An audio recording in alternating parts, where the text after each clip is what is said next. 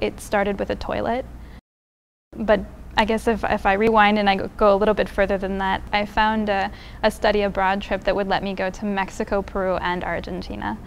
While I was in Peru, I had the opportunity to go to the Amazon jungle.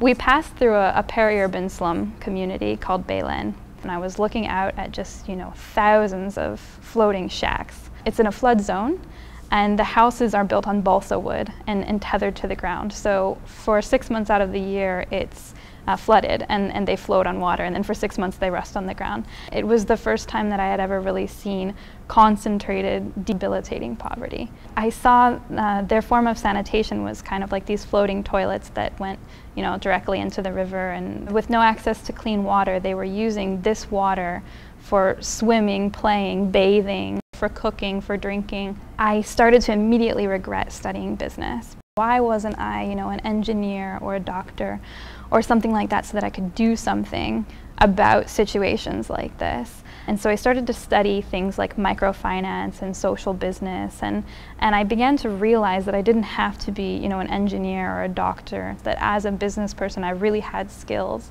that could be used to, to work in these situations.